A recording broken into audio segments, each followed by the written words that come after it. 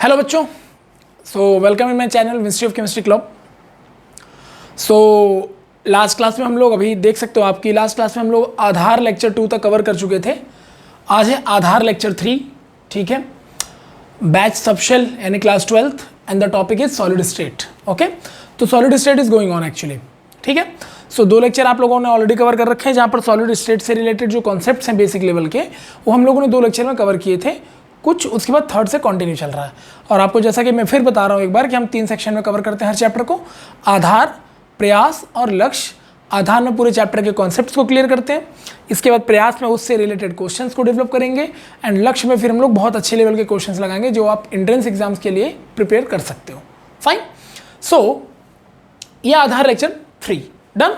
जब भी आप आधार लेक्चर 3 अगर आप देख रहे हो आज की वीडियो में, प्लीज़ आधार लेक्चर 1 और आधार लेक्चर 2 को जरूर देखिएगा ताकि कंटिन्यूटी मेंटेन रहे, ठीक है। और बेसिकली आपको पता है कि मैं लगभग हर वीडियो जो है आधार लेक्चर का 1 आवर का बनाता हूँ 11th और 12th क्लास के लिए।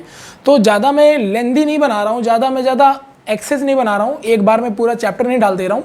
इसके पीछे रीज़न ये है कि देखो ऐसा है कि आप अपने ऊपर भी लोड ज़्यादा नहीं ले सकते। तो धीरे धीरे कॉन्सेप्ट अगर आप सीखते चलोगे ना, it will be very easy for all of you कि आप न्यूमेरिकल को उससे ईजिली इंटरकनेक्ट कर पाओगे कि आपने 1-1 घंटे में हर टॉपिक को डिस्कस कर रखा है। और प्लस इसको डिवाइड करके पढ़ाने का एक रीज़न और भी है कि मान लीजिए कि आपने सॉलिड स्टेट पूरा पढ़ा, एक किसी सेक्शन में आपको कोई इशू आ गया तो उस सेक्शन से रिलेटेड भी आपको 1 आवर का आपको हर आधार लेक्चर मिलता रहेगा, ठीक है। What about the today. देखो आज की क्लास के लिए हम आधार लेक्चर 3 को डिस्कस कर रहे हैं और आधार लेक्चर 2 तक में हम सिंपल क्यूबिक सेल यानी एससीसी को डिस्कस कर चुके थे। हमने आपको बताया था कि एक्सआरडी पैटर्न के थ्रू हमें 2 तरह के बेसिकली यूनिट सेल मिले थे। एक मिले था प्रिमिटिव यूनिट सेल और एक मिला था centred unit cell. Primitive unit cell में बेटा कौन सा था? एससीसी, सिंपल क्यूबिक सेल, जो हमने लास्ट क्लास में डिस्कस कर दिया कि एक्चुअली एक सिंपल क्यूबिक सेल को बनाने के लिए कितने एटम की रिक्वायरमेंट होती है। अब आज हमारा जो टॉपिक है वो सेंटर्ड यूनिट सेल है। सेंटर्ड मतलब जो बाकी रेस्ट ऑफ बच गए। और लास्ट क्लास में भी मैंने आपको ये बता दिया था आधार लेक्चर 2 में कि ईसीसी यानी एंड सेंटर्ड सेल हमारे सिलेबस में अवेलेबल नहीं है। क्यों नहीं है? पूरा डिटेल आपको मैंने आधार लेक्चर 2 में दिया हुआ है। प्लीज एक बार उसको जरूर देखिएगा, देन आफ्टर आप यहां पर आकर के इसको कंटिन्यू करिएगा, ठीक है। सो आधार लेक्चर 3 में हमने आपको बताया कि हमारा आज का टॉपिक क्या है, तो सेंटर्ड यूनिट सेल, ठीक है। यहां तक सेंटर्ड यूनिट सेल, 2 तरह के यूनिट सेल हमारे पैटर्न से निकले थे, एक्सआरडी पैटर्न से। तो उसमें से जो प्रिमिटिव यूनिट सेल था, जो एससीसी था, वो हम ऑलरेडी डिस्कस कर चुके with respect to their diagram as well as how many number of atoms are required to form a 1 SCC unit cell. Okay, now in this case centred unit cell. तो जैसा कि आपको मैंने बताया था कि centred unit cell actually 3 part में divided है। इनको सेंटर्ड इसलिए कहा जाता है क्योंकि इनके बॉडी के सेंटर पर कहीं ना कहीं एटम अवेलेबल होता है। कैसे वो देखते हैं, तो इसके 3 पार्ट थे बेटा। एक था बीसीसी, दूसरा था एफसीसी और तीसरा हमारे पास था ईसीसी, ठीक है। इन तीनों का मैंने पूरा नाम लास्ट वाले लेक्चर में बता रखा है, एक बार फिर से डिटेल बता दे रहा हूं। BCC stand for the body centred cell, FCC stand for the face centred cell और ECC stand for the end centred cell. तो इन सभी के नाम में सेंटर्ड सेल आ रहा है, इसलिए इन्हीं को सेंटर्ड यूनिट सेल कहा गया, ठीक है। नाउ द क्वेश्चन इज कि हमारे सिलेबस में बीसीसी और एफसीसी अवेलेबल है, ईसीसी अवेलेबल नहीं है, ठीक है। और क्यों नहीं है? क्योंकि मैंने लास्ट लेक्चर में आपको बताया था कि हम 2 ही तरह के यूनिट सेल को डिस्कस करते हैं हमारे सिलेबस में, 2 ही तरह के क्रिस्टल को डिस्कस करते हैं, जिसमें से एक क्यूब है और दूसरा हेक्सागन है। और क्यूब और हेक्सागन दोनों के पास ईसीसी अवेलेबल नहीं होता, इसलिए ऑटोमेटिकली हमारे सिलेबस से बाहर निकल जाता है। ईसीसी केवल और केवल 2 बंदों के पास था, ऑर्थोरोम्बिक और एक यानी औरत, और चौथा दूसरा कौन सा था? मोनोक्लिनिक, ठीक है। तो मोनोक्लिनिक ऑर्थोरोम्बिक दोनों क्रिस्टल हमारे यूनिट सेल में यानी हमारे सिलेबस में नहीं है। तो ऐसे सिचुएशन में बेटा इसको पढ़ने का कोई मतलब नहीं, टाइम वेस्ट के अलावा कुछ नहीं है। इवन दैट आईटी किसी भी सिलेबस में हमारे पास ये है नहीं, ठीक है। हमें इन दोनों को डिस्कस करना है, बीसीसी और एफसीसी को, ठीक है। Let's start with this. देखो बीसीसी यानी बॉडी सेंटर्ड सेल बोला जा रहा है क्या सर?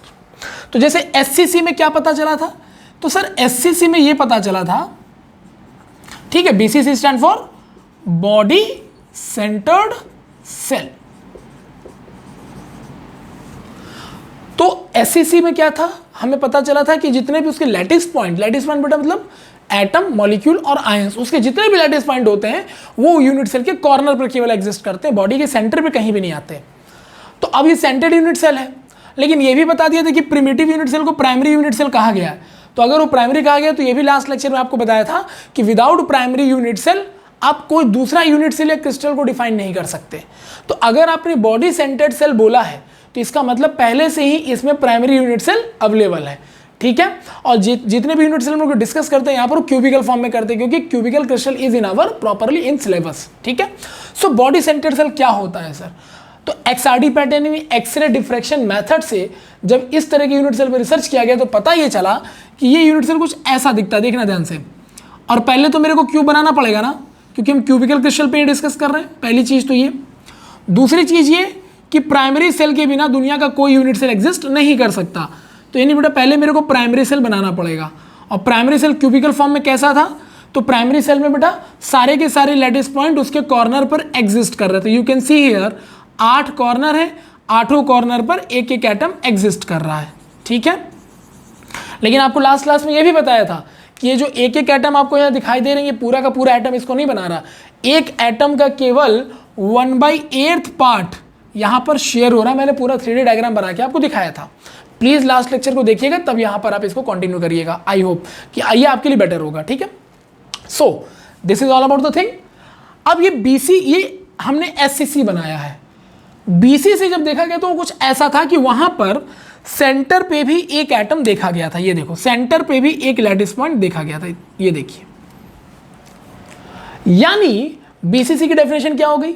तो BCC की डेफिनेशन हो गई सर कि it is a type of unit cell where each lattice point exist on each corner as well as one independent lattice point exist at body centre, ठीक है। Again I repeat it, what is BCC बेटा? तो it is a type of unit cell where each lattice point exist on each corner as well as one independent unit lattice point exist at body centre. Hindi में बोले तो ये एक इस प्रकार का यूनिट सेल है जहां पर उसके कॉर्नर यानी कि कोने पर जो लैटिस पॉइंट होते हैं वो तो पाए ही जाते हैं, साथ में एक लैटिस पॉइंट स्वतंत्र अवस्था में इस यूनिट सेल के सेंटर पर पाया जाता है। डन। सो यहां पर सेंटर पे भी एक लैटिस पॉइंट आपको मिलेगा। अगर किसी बॉडी के सेंटर पर भी एक लैटिस पॉइंट पाया जाएगा तो उसे BCC कहा जाएगा। डन। अब ये सब हम लोगों ने तो बनाया नहीं है, ये सब चीजें क्या है नेचुरल अवेलेबल थी, हर क्रिस्टल के अंदर देखा गया, इसलिए हम लोग इसको स्टडी कर रहे हैं, ठीक है। यहां तक सो नाउ लेट्स सी, ये बॉडी के सेंटर पर है, ठीक है। अब ये जो बॉडी के सेंटर पर है ना, ये कुछ ऐसा होगा अगर आप इसको 3D में देखो। हालांकि थोड़ा कॉम्प्लिकेटेड है 3D में, but I will try my best कि मैं आपको बताऊं, ठीक है। और मैंने बोला भी था कि थोड़ा विजुअलाइजेशन पावर आप यहाँ पर अच्छा रखेंगे तो ये चैप्टर बहुत आसान है, ठीक है। तो भैया क्यूब ये जो SCC बनाया हो सर क्यूबिकली कैसे बनता है 3D में? तो ये जो आपको छोटे छोटे लैटिस पॉइंट दिखाई दे रहे हैं ये एक्चुअली ऐसे होते हैं, मैंने लास्ट क्लास में बताया भी था। जैसे ये मैंने बना लिया एक एटम, ये एटम। आपको लग रहा है कि सर ये तो कोई इतना डिस्टेंस आपने ले रखा, नहीं, ये समझाने के लिए ले रखा है। एक्चुअल में दोनों टच होते हैं, ठीक है। तो 4 एटम बेटा मैं पहले बना लेता हूं। सपोज करो ये 4 एटम ये वाले 1 2 3 4 बैक वाले बना लिए 4 एटम। अब बेटा 4 एटम इनके ऊपर मैं रिपीट कर दूंगा, 1 2 3 4। थोड़ा सा मैं इसको क्या कर रहा हूं, स्लाइड मतलब थोड़ा सा इसको मतलब तिरछा बना रहा हूं, समझ रहे हो? थोड़ा सा ये डाइवर्टेड फॉर्म में, क्यों? क्योंकि नहीं तो अगर मैं इसको बिल्कुल ओवरलैप करके बना दूंगा तो आपको दिखेगा भी नहीं। सो क्या बताया था फिर मैंने कि बैक वाले के सेंटर, फ्रंट वाले के सेंटर, बैक वाले के सेंटर, फ्रंट वाले के सेंटर, बैक वाले के सेंटर, फ्रंट वाले के सेंटर, बैक वाले के सेंटर, फ्रंट वाले के सेंटर। अब इनको बेटा मिला दो। तो जब हमने इनको मिलाया तो कुछ इस तरह के दिखेंगे, श्योर है ना? ये देखो, तो यानी यहां पर जो आपको ना ये इस तरह से एक क्यूबिकल फॉर्म बन गया SCC का। यू कैन सी नाउ, ये देखिए बन गया। तो यानी यहां पर जो ये एटम आप देख रहे हो ना, ये आपस में सारे टच है एक्चुअली में। अब आप गौर करो, जब ये सब टच हुए तो जरा गौर से देखो, तो ये रेड वाले के बीच में जो स्पेस है ये देखना, तो ये रेड वाले के बीच का स्पेस, रेड के जो चारों एटम इनके बीच का स्पेस देखो बेटा, ये देखो दिख रहा है आपको? तो रेड के बीच वाले एटम के बीच का ये स्पेस दिख रहा होगा आपको, दिखा? ठीक है। और ब्लैक वाले के बीच में भी स्पेस आप चेक करो, ये देखो बीच वाले ब्लैक का बीच वाले, यानी ब्लैक के जो 4 एटम है उनके बीच में जो स्पेस आया। अब देखो मैंने इसको थोड़ा टिल्टेड फॉर्म में बनाया है, इसलिए ये दोनों गैप एक दूसरे के बिल्कुल ऐसे टिल्टेड फॉर्म में आ गए। नहीं तो अगर एक्चुअली इसका शेप कैसा होता है तो इसको ओवरलैप करके देखो, मतलब बिल्कुल फ्रंट टू फ्रंट, 4 आगे 4 पीछे। तो ये जो तुमको दोनों ब्लैंक दिख रहे हैं ना, ये बिल्कुल इनके सेंटर पे आ जाएगा, मतलब ये दोनों एक दूसरे के ऊपर ओवरलैप करेंगे। तो कुल मिला के यहाँ पर एक स्पेस है कि नहीं बताओ, है ना? तो बेटा इसी स्पेस में ना एक बॉडी सेंटर एटम डाल दिया जाता है। मतलब इसी पे ये देखो, इसी स्पेस पर एक बॉडी सेंटर एटम ऐसे डाल दिया जाता है। ये देखो, ये देखो, ये इसी स्पेस में बॉडी सेंटर एटम पाया गया। डन। सो ये जो तुम बॉडी सेंटर देख रहे हो ना, बिल्कुल सेंटर पे कैसा होगा बताओ, इमेजिन करो आप थोड़ा सा। इनको अगर बड़ा बड़ा बना दे तो चारों को तो ये ऐसा दिखेगा, इनके बीच में एक स्पेस आ जाएगा, चार जो पीछे वाले एटम है उनके बीच का स्पेस और चार जो आगे वाले उनके बीच का स्पेस, दोनों एक्चुअली स्पेस एक दूसरे पे ओवरलैप कर रहा होता तो पूरा इसी एरिया खाली रहता है। उसी खाली जगह पर बेटा एक एटम और आ जाता है, इसी को बॉडी सेंटर कहा जाता है। सो this is a 3D phenomena जो मैंने आपको शो यहाँ पर कर दिया। Done. So this is all about the BCC. Definition भी आपको क्लियर बता ही दिया, कोई दिक्कत है नहीं। सो ये हमारे पास पूरा बीसीसी अवेलेबल है। नाउ द क्वेश्चन इज कि सर जैसे आपने ना वहां पे बताया था एससीसी में नंबर ऑफ एटम्स कितने होते हैं, वैसे ही सर ये बता सकते हो क्या कि इसका जेड इफेक्टिव कितना होगा? मैंने आपको बताया था लास्ट क्लास में बेटा, जेड इफेक्टिव का मतलब, जेड इफेक्टिव का मतलब नंबर ऑफ एटम जो उस यूनिट सेल को बनाने में चाहिए होता है।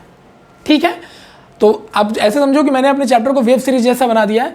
वेब सीरीज का part episode number 1, episode number 2, episode number 3। तो बेटा बिना एपिसोड नंबर 1 देखे या 2 देखे आप 3 पर नहीं आ सकते ना, इसलिए बार बार सजेस्ट कर रहा हूँ कि एपिसोड 1, एपिसोड 2 यानी आधार 1 आधार 2 चेक करने के बाद यहाँ पर आइएगा तो ज़्यादा ईजी क्लियर होगा। तो जेड इफेक्टिव क्या था बेटा? Number of atom which is required to form the unit cell. इस यूनिट सेल को बनाने के लिए कितने एटम चाहिए, ये रिक्वायर्ड होगा हमें। तो ये कितना होगा सर, इसको देख के बताओ। तो मुझे एक बात बताओ, इस बीसीसी को देख करके अगर आप ध्यान से देखो तो बेटा बीसीसी जो है हमारे पास, इसमें एससीसी तो था ही पहले से, प्रिमिटिव यूनिट सेल के बिना तो ये सोच भी नहीं सकते, प्लस एक बॉडी के सेंटर का एटम है। और आपको पता है ना, जो भी बॉडी के सेंटर पर एटम, देखो हमने ये जो सेंटर पे बना रखा है ये वाला, ये सारे 8 एटम यानी जो कॉर्नर वाले हैं ना उनसे शेयर कर रहा है, टच कर रहा है कहीं ना कहीं, है ना। तो टच कर रहा है, इसका मतलब ये हुआ सर ये इससे भी टच कर रहा है सर, ये इससे भी टच कर रहा है सर, ये इससे भी टच कर रहा है, ये इससे भी टच कर रहा है सर, ये इससे भी टच कर रहा है, सही है सर, ये इससे भी टच कर रहा है और सर ये इससे भी टच कर रहा है और ये इससे भी टच कर रहा है। और सेंटर पर होगा तो ऑब्वियसली टच करेगा ही, क्योंकि मैं 3D दिखा रहा हूं मैं, है ना। अब सोचो ना, 4 आगे 4 पीछे, ऐसे बीच में स्पेस, बीच में एटम डाल दोगे तो 8 के साथ वो पार्शियली टच करेगा ही करेगा। तो जब पूरा एक एटम सबके साथ इक्वली टच कर रहा है ना, तो उसका पूरा का पूरा शेयर बेटा कितना माना जाएगा? 1, यानी that will be the only 1 atom. जबकि एससीसी में क्या हुआ था, एक एटम का 8वां हिस्सा केवल टच कर रहा था, तो इसलिए मैं उतना ही ले पा रहा था। लेकिन ये एक परफेक्ट अगर एक यूनिट सेल बीसीसी है और उसमें एक सेंटर पर एटम है तो जो सबके साथ इक्वली शेयर कर रहा है, तो उसका पूरा पोर्शन कितना माना जाएगा? 1 ही माना जाएगा, क्योंकि कोई ऐसा उसका पार्ट नहीं है जो यूनिट सेल के बाहर चला गया है, तो पूरा यूनिक 1 माना जाएगा। तो मैंने 1 मान लिया। डन। तो एससीसी प्लस 1। अब आप मुझे बताओ बेटा एससीसी का क्या था, तो एससीसी में कॉर्नर के एक एटम का शेयरिंग कितना होता था? 1/8, यानी एससीसी में एक एटम अपने टोटल एटम का 1/8 एरिया ही शेयर करता था एक यूनिट सेल में। तो अगर एक एटम 1/8 शेयर करेगा तो 8 एटम है बेटा, तो वो इंटू 8, सारे 1/8 कर करेंगे बेटा, तो 1/8 इंटू 8 प्लस बेटा कितना बताओ? 1, टोटल कितना आ गया बेटा? 2। ये देखो, यानी कि सर एक बीसीसी यूनिट सेल को बनाने के लिए हमें 2 एटम की रिक्वायरमेंट होती है। सही है भाई, एक एटम का 8 हिस्सा करेंगे, उसको कॉर्नर पे चिपका देंगे तो एक वो एससीसी बना देगा, और एक समूचा पूरा का पूरा एटम सेंटर में डाल देंगे, वो सबके साथ शेयर कर जाएगा तो वो पूरा एक हो जाएगा। इस तरह से 2 एटम लगेंगे। डन है। तो ये लास्ट क्लास में आपको बताया भी था ना मैंने कि एससीसी अगर एक यूनिट सेल बना रहे हो तो एक एटम का 1/8 हिस्सा लगता है। तो ऐसे अगर हर एटम का 1/8 सबके साथ शेयर कराओगे तो ऐसे 8 क्यूब बन सकते हैं, यानी 8 यूनिट सेल बन सकते हैं। यानी कि कुल मिला के एक क्यूबिकल क्रिस्टल में 8 यूनिट सेल होते हैं। ठीक है, यहां तक लास्ट क्लास में सब कुछ शेयर कर रखा मैंने। So this is all about the बेटा बीसीसी। तो बीसीसी के टोटल नंबर ऑफ एटम्स कितने होते हैं? It is also clear to all of you. Done. तो ये हमारे पास बीसीसी का कॉन्सेप्ट था जो मैंने आपके साथ शेयर किया। अभी इसमें बहुत चीजें बाकी हैं, लेकिन मैं धीरे धीरे पहले यूनिट सेल को पहले आपके दिमाग में उतार दे रहा हूं कि यूनिट सेल होता क्या है, कैसे वर्कआउट करता है। ठीक है, यहां तक I hope it is clear to all of you till now.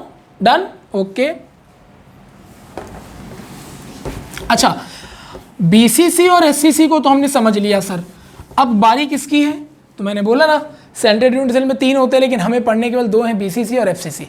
BCC तो मैंने शेयर कर दिया। अब आती है बात बेटा किसकी? एफसीसी। एफसीसी का मतलब बेटा क्या बताया था मैंने आपको फुल फॉर्म? तो एफसीसी का बेटा पूरा मतलब था फेस सेंटर्ड सेल। डन। अब बॉडी सेंटर बोला तो बॉडी के सेंटर पे डाल दिया, फेस सेंटर बोल रहा तो फेस के सेंटर पे डाल देंगे। चूंकि हमें केवल क्यूबिकल क्रिस्टल यहाँ पे डिस्कस कर रहा हूँ, उसी के पॉइंट ऑफ व्यू से सारी बातें कर रहा हूँ, तो इसका मतलब ये साफ होता है कि एक क्यूबिकल यूनिट सेल के फेस के सेंटर पर। अब आप मुझे बताओ एक क्यूब में कितने फेस? क्यूब में 6 फेस सर। कैसे? दाएं का फेस, बाएं का, ऊपर का, नीचे का, फ्रंट का, बैक का, 6 फेस होंगे ना, क्यूब में 6 फेस होते हैं। तो यानी फेस सेंटर बोला तो क्यूब के जो 6 फेस है हर फेस के सेंटर पर होना चाहिए। तो बताओ इसकी डेफिनेशन क्या हो जाएगी? तो ये तो तय है कि अगर एफसीसी बना रहे हो तो ये तो फिक्स है ना भाई कि बिना प्राइमरी यूनिट सेल के कुछ नहीं बनेगा। मैंने लास्ट क्लास में भी आपको बता दिया था, बिना प्राइमरी यूनिट सेल के दुनिया का कोई यूनिट सेल नहीं बन सकता। तो यानी एससीसी पहले बनाओगे, कॉर्नर पर एटम सेट कर दोगे, सबके 1/8 1/8 सब शेयर करेंगे, एससीसी हो गया सर। अब वो क्यूबिकल यूनिट सेल बन गया, उसके 6 फेस आए, तो हर फेस के सेंटर पर एक एक एटम डालते चले जाओगे। तो बताओ इसकी डेफिनेशन क्या हो जाएगी? तो तुम खुद भी बना सकते हो, और तुम लोग वही सिखा रहा हूँ मैं बेटा कि बोर्ड एग्जाम में कभी भी स्कूल जो बुक्स के डेफिनेशंस होते हैं उनको कभी भी डिफाइन मत किया करो, ठीक है। आपको कोशिश ये करनी होती है कि आप अपनी डेफिनेशन को खुद वहाँ पर उतारो, और अगर आप समझ रहे हो तो खुद आप डेफिनेशन अपनी लिख सकते हो। तो बताओ यहाँ डेफिनेशन क्या आएगी? तो it is a type of unit cell where each lattice point exist on each corner. क्यों? क्योंकि वो एससीसी वाले थे। And each lattice point exist at face centre, मतलब कि सारे के कॉर्नर पे जो है वो तो एससीसी बनाएंगे, लेकिन फेस सेंटर के लिए क्या होगा कि हर लैटिस पॉइंट या एटम या मॉलिक्यूल जो भी आयन होगा लैटिस पॉइंट को जिसको बोलते हैं, वो उसके हर फेस के सेंटर पे पाया जाएगा। And it is a type of unit cell where the each lattice point exist on each corner as well as on each face centre. सही है? यानी एक ऐसा यूनिट सेल जिसमें सारे के सारे लैटिस पॉइंट उसके कॉर्नर पे तो पाए ही जाते हैं, साथ में उसके हर फेस के सेंटर पे भी पाए जाएंगे। इन्हीं को कहा जाता है एफसीसी। डन?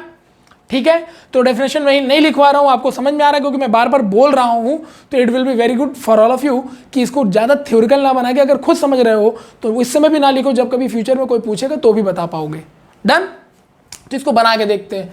तो जरा ध्यान से देखना भाई, पहले तो एससीसी बनाना पड़ेगा, ये तो श्योर इन शॉर्ट है, क्योंकि without primary unit cell you can't imagine any other type of the unit cell. So एक यूनिट सेल मैंने और बना लिया।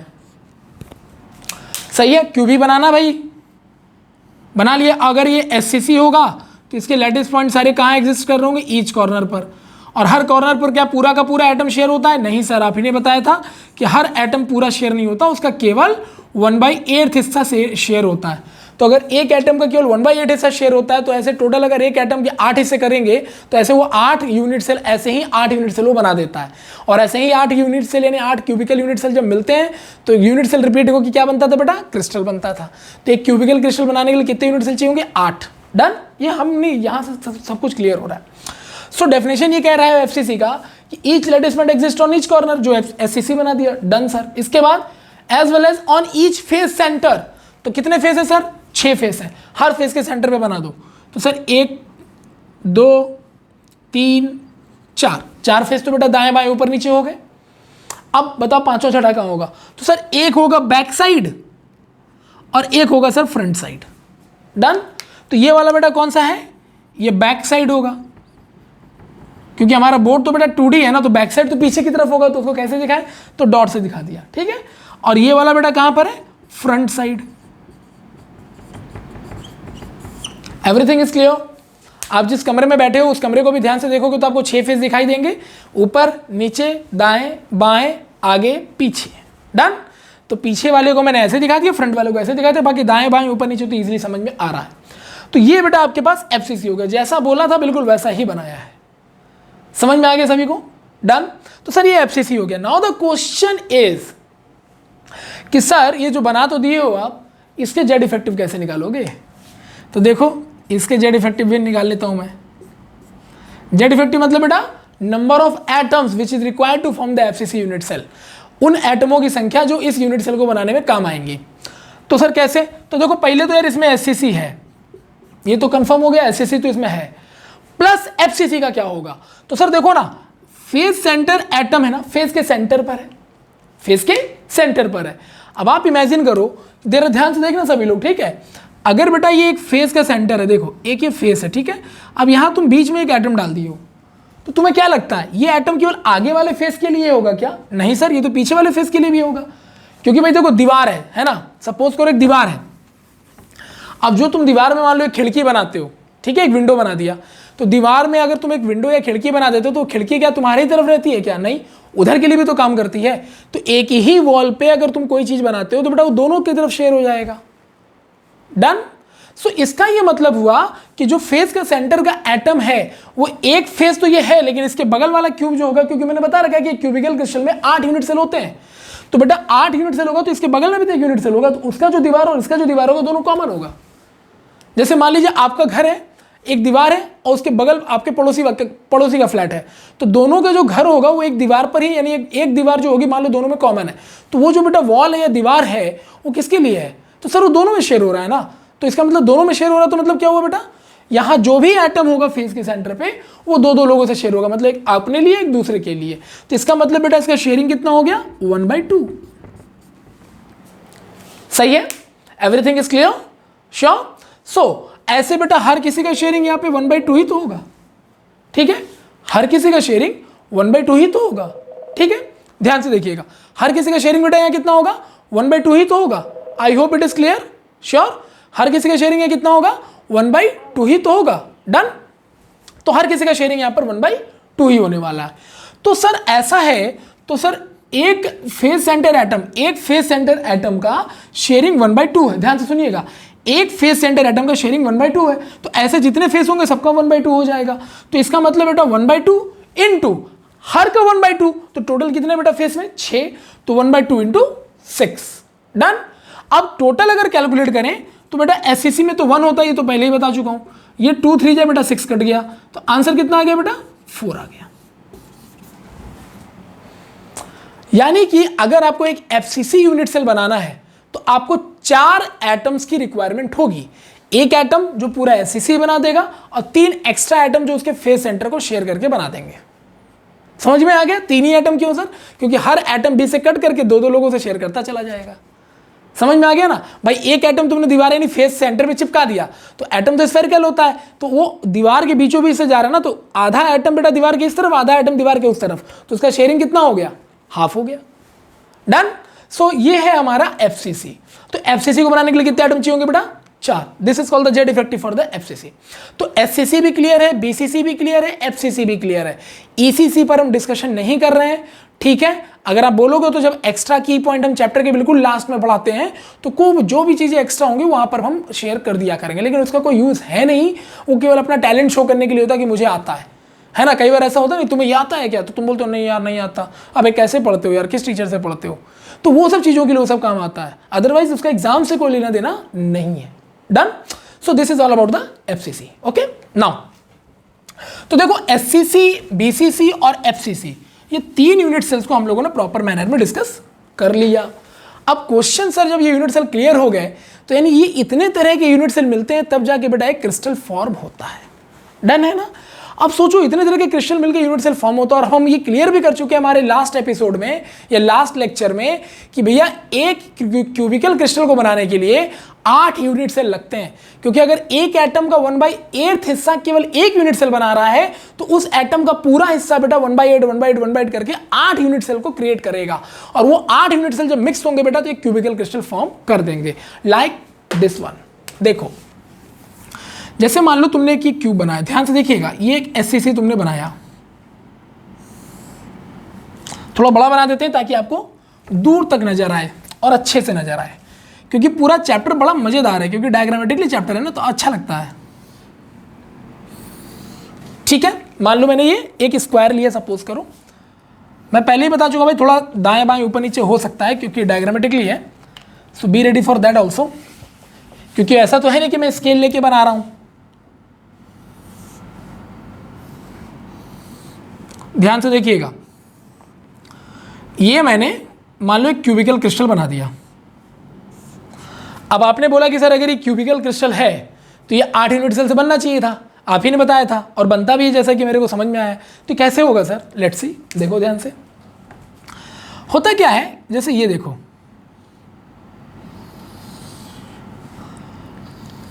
ये मैं इसको वर्टिकली कट कर दूं, ऐसे कट कर दिया, ठीक है, और इसको मैं ऐसे कट कर देता हूं horizontally.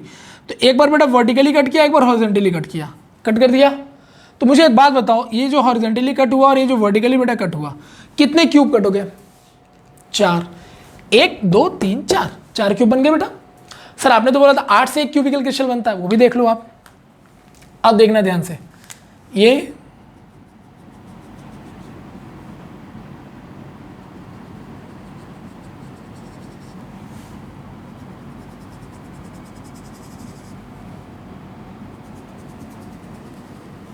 You can see now.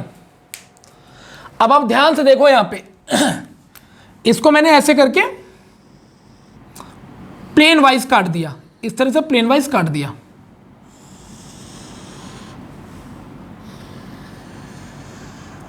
अब देखो बेटा कितने क्यूब बने।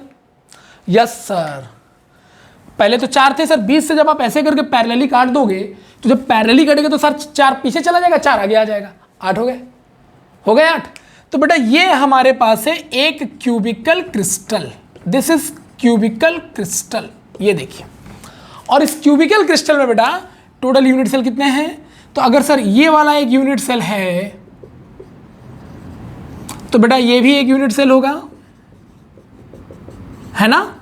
ऐसे ये फ्रंट वाला भी यूनिट सेल होगा,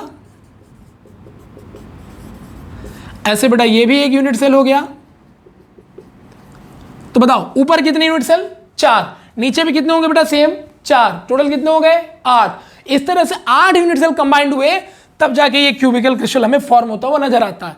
और अगर ये क्यूबिकल क्रिस्टल है तो याद करो क्यूट और तेरी हिम्मत में क्यूब। तो अगर बेटा ये क्यूबिकल क्रिस्टल है ना, 7 क्रिस्टल सिस्टम दिए थे ना ब्रिवाइस ने, तो अगर ये क्यूबिकल क्रिस्टल है बेटा तो बताओ ये किससे किससे मिलकर बनता है? तो सर ये एससीसी, बीसीसी और एफसीसी से मिलकर बनता है। तो इसका ये मतलब होगा कि इस पूरे यूनिट सेल में एससीसी तो होगा ही, वो तो प्राइमरी है, सब जगह होगा। एससीसी तो है, इसमें बेटा बीसीसी भी अवेलेबल है और एफसीसी भी अवेलेबल है। अब बीसीसी एफसीसी क्या होता है ये पूछना मत, क्योंकि यहां पर सारा चीज डिटेल में आपको बताया जा चुका है। Done. So this is all about the बेटा क्यूबिकल क्रिस्टल की 8 यूनिट सेल रिपीट करके कैसे क्यूबिकल क्रिस्टल को फॉर्म कर देते हैं। आई hope it is clear till now. Done है, पक्का ना? ठीक है, तो ये है हमारे पास पूरा फॉर्मेट। ठीक है, चलिए, तो ये एक क्यूबिकल क्रिस्टल हमने फॉर्म कर लिया, कैसे बना मैंने पूरा डिटेल में आपको बता दिया। ठीक है, चलिए, और हम लोग इसमें स्टडी केवल किसका करते हैं? एक यूनिट सेल छोटा सा निकाल लेते हैं, उसी पे पढ़ते रहते हैं। ठीक है, डाउट तो नहीं किसी को? डन। अब देखो ये हमारे पास क्यूबिकल क्रिस्टल तो सर कंफर्म हो गया कि बना कैसे, आपने पूरा डिटेल में बता दिया, और इसमें कौन कौन से यूनिट सेल लगे, कितने एटम लगे, वो भी आपने पूरा क्लियर कर दिया।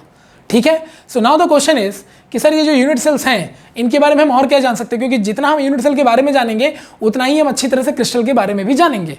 हाँ, ये बात तो सही है। तो आइए जो यूनिट सेल्स हमने डिस्कस कर रखे हैं बेटा, उनके बारे में थोड़ा 1 बाय 1 एक एक करके अच्छी तरह से जानते हैं। क्वेश्चन ये कि सर एसएससी के बारे में क्या क्या जानना है। तो एसएससी होता क्या है सर, वो तो आपने पहले ही बता दिया। बनता कैसे सर, आपने पहले ही बता दिया। ये कितने एटम से बनता है सर, वो भी आपने पहले बता दिया। इसके एक एटम का कितना शेयरिंग होता है 1/8, वो भी आपने पहले बता दिया। तो सर बचा क्या? हाँ, अब देखो बचा इसमें क्या क्या। एससीसी के बारे में सब कुछ तुम जान चुके हो, तो सबसे पहली चीज इसमें बेटा ये बची, ये बताओ रेडियस ऑफ एससीसी एटम कितना होगा। यानी जो एससीसी यूनिट सेल को बना रहा है, ध्यान से सुनिएगा, जो एससीसी यूनिट सेल को बना रहा है उसमें जो एटम लगा हुआ है उसका रेडियस कितना होगा। सर वो निकाल के क्या कर लोगे? अरे भाई वो रेडियस अगर हम निकाल लेंगे ना तो उसके वॉल्यूम को भी हम निकाल सकते हैं। तो इसका मतलब ये हो गया कि फिर इसके बाद हम ये डिस्कस करेंगे कि वॉल्यूम ऑफ एससीसी एटम, तो जो एससीसी को बना रहा है उस एटम का वॉल्यूम कितना होगा। रेडियस आएगा तो बड़ा वॉल्यूम भी आएगा, क्योंकि इसलिए मैं बोल पा रहा हूँ क्योंकि जो एटम होता है हमारा स्फेरिकल होता है, और अगर स्फेयर का रेडियस आ गया बेटा तो वॉल्यूम निकालना हमारे लिए सबसे आसान है। ठीक, क्योंकि स्फेयर का वॉल्यूम क्या होता है 4/3 πr³ निकाल देंगे, क्योंकि हमको रेडियस ही चाहिए था, निकल गया। अच्छा, इसके बाद और क्या सर, अगर ये 2 चीजें आपने निकाल ली तो फिर बेटा हमको इसमें निकालना पड़ेगा कि सर इसका पैकिंग एफिशिएंसी कितना होता है। पैकिंग एफिशिएंसी कितना होता है। क्वेश्चन है सर ये पैकिंग एफिशिएंसी क्या होता है। What do you mean by the packing efficiency sir? अरे भैया पैकिंग एफिशिएंसी, पैकिंग मतलब उन एटम्स, वो एटम्स आपस में कैसे पैक्ड हैं, यानी कैसे आपस में जुड़े हुए हैं, और एफिशिएंसी वो कितने अधिक मात्रा में एफिशिएंट है उस पैकिंग को जनरेट करने के लिए, मतलब कितना एक्चुअल में पैकिंग है। देखो जब एटम आपस में अटैच होते हैं तो एटम तो स्फेरिकल होगा, तो जब स्फेयर चीजें आपस में अटैच होती है ना तो उनके बीच में काफी गैप आ जाता है। यू कैन सी हियर ना, मान लो ये एक स्फेरिकल एटम, ये देखो ऐसे मैंने अटैच किया 4 एटम, देखो बीच में बड़ा गैप आ गया। तो एफिशिएंसी कितनी है? तो भैया जितना एटम ये स्पेस कवर करेगा, वॉल्यूम कवर करेगा, वही एफिशिएंसी। ये वाला जो एरिया ये बेटा एफिशिएंसी में काउंट नहीं होगा क्योंकि खाली छोड़ दिया गया है, इसी को एफिशिएंसी कहते हैं। डन। सो पैकिंग एफिशिएंसी का मतलब हो गया कि कितना एरिया पैक्ड है एक्चुअली में, कितना actual amount of the volume packed है। ठीक है, अच्छा इसके बाद सर हम और क्या निकाल लेंगे? Z effective. अरे सर ये तो आता है, इसमें नो क्वेश्चन मार्क, क्योंकि आपने बता रखा है। ठीक है, इसके बाद सर क्या निकाल लेंगे? इसका कोऑर्डिनेशन नंबर बेटा निकाल लेंगे। क्या निकाल लेंगे बताओ? Coordination number. अब सर ये क्या होता है, आप मेरे पे छोड़ दो, ये मैं बताऊंगा। तो अगर हम इतनी बातें एक पर्टिकुलर यूनिट सेल के बारे में जानते हैं ना, तो हम लगभग उस यूनिट सेल के बारे में अगर इतनी बातें जान गए, तो वो उस यूनिट सेल ने जो इस क्रिस्टल को बनाया होगा, उस क्रिस्टल के बारे में भी हम इतनी बातें आराम से बता देंगे। सही है? तो now the question is, sir ये सब कैसे निकलेगा? और आपको मैं एक बात बता दे रहा हूं, जो यहां मैं बताने जा रहा हूं बेटा, यही हमारे इस चैप्टर के न्यूमेरिकल को स्टार्ट करेगा। Done? So let's start with this, कैसे कैसे कैलकुलेट होता है। ओके? और एक बात याद रखिएगा, जितने भी यूनिट सेल आप पढ़ोगे ना, सब में आपको यही कॉमन चीज बार बार कैलकुलेट करना है। तो बार बार आप हेडिंग डाल करके ये सब मैं नहीं लिखूंगा, ठीक है? समझ गया ना कि हमें क्या क्या कैलकुलेट करना है किसी भी यूनिट सेल के लिए। तो चलो भाई, क्वेश्चन है कि सर आपको मैंने बोला कि रेडियस निकालना है। रेडियस कैसे निकलेगा सर? तो रेडियस ऑफ एससीसी एटम निकाल के देखते हैं। बताओ एससीसी कैसा बना था? अरे सर एससीसी तो ऐसे बना था, ये इसके सारे लैटिस पॉइंट कॉर्नर पर होते हैं सर, तो वैसा ही बना लेते हैं।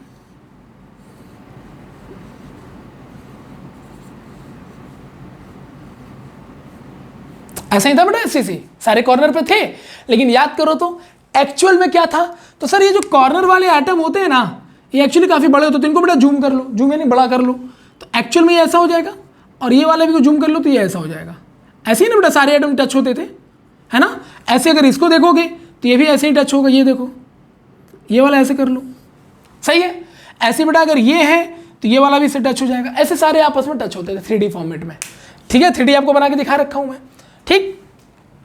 सो अगर हम ध्यान से देखें तो एससीसी हमारा ऐसा था। थोड़ा बड़ा बना के आपको प्रॉपर दिखा देता हूं मैं। ये हमारा एससीसी था। आई होप कि अब आपको किसी को समझने में दिक्कत नहीं होगी, क्योंकि इसका 3D डायग्राम भी मैं सबका बता चुका हूं आपको। ये लैटिस पॉइंट थे बेटा, ये जानबूझ के मैंने इतने छोटे छोटे इतने दूर दूर बना रखे थे ताकि आपको समझा सकूं। नहीं तो एक्चुअली में एससीसी में जो एटम होता है बेटा, वो कैसा होता है? लार्ज होता है। तो ये वाला भी बेटा इसके साथ टच होगा, ऐसे ही ना होगा? तो बताओ, अगर ये वाला भी एटम इसके साथ टच होगा, ये वाला एटम इसके साथ, यानी ये दोनों कॉर्नर वाले आपस में टच हैं, इनको जूम कर लिया, तो ऐसे ही सबका हाल होगा। ऐसे ना क्यों बना था? सारे टच थे आपस में। तो बताओ, अगर मैं मान लूं बेटा इसका एज लेंथ ए है, इसका एज लेंथ कितना बताओ? ए सेंटीमीटर, ए पिकोमीटर, ए एंगस्ट्रॉम, जो मानना मान लो, ठीक है? क्योंकि बहुत छोटे छोटे यूनिट सेल्स होते हैं तो छोटा डिस्टेंस लेके चलेंगे। तो बेटा अगर ये एज लेंथ ए है, तो बताओ इस वाले लैटिस पॉइंट का रेडियस कितना मान लें? आर। तो इसका भी कितना हो जाएगा? आर, क्योंकि all atoms are the same. सारे एक ही तरह के एटम से बने होते तो सबका रेडियस सेम ही होगा बेटा, एटम का साइज छोटा बड़ा तो होगा नहीं। तो अगर ये आर और ये आर है, और बेटा इसका एज लेंथ ए है, और अगर ये क्यूब है, तो क्यूब का मतलब सारे एज लेंथ इक्वल होते हैं। तो इसका मतलब आर आर 2r, जो कि एज लेंथ के बराबर ही आ जाएगा। All edge length are same for the cubical structure.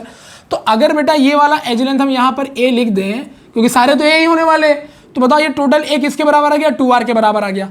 तो फाइनली मुझे बता सकते हो, इसलिए फ्रॉम द डायग्राम यहां पर क्लियर दिख रहा है बेटा कि 2r जो है वो a के बराबर है। तो r कितना आ गया? a/2। तो सर ये निकल गया रेडियस ऑफ एससीसी एटम। ये लीजिए, यानी कि एससीसी के एक एटम का रेडियस उसके एज लेंथ का हाफ होता है। और वो यहां से मुझे क्लियर दिखाई भी दे रहा है कि इसका आधा कर देंगे, ठीक है? तो ये रेडियस निकल जाएगा। तो किसका हाफ कर देंगे बेटा? एज लेंथ ए का हाफ कर देंगे तो रेडियस निकल जाएगा। बहुत आसान था सर, ये तो बहुत आसान, इसमें कुछ मजा ही नहीं आया। हाँ सर, रेडियस आ गया, फिर आपने बोला था सर दूसरा कि वॉल्यूम निकालेंगे। तो सर ये वॉल्यूम कैसे निकलेगा? Volume of SCC atom. चलो बेटा निकालते हैं। बताओ तो जरा, जो तुम्हारा एटम वो कैसा है? सर एटम तो स्फेरिकल हो गया, एटम स्फेरिकल है। तो अगर एटम स्फेरिकल है बेटा, तो वॉल्यूम क्या हो जाएगा? 4/3 πr क्यूब। एटम अगर स्फेरिकल है तो बेटा स्फेयर का वॉल्यूम क्या होता है? 4/3 πr cube.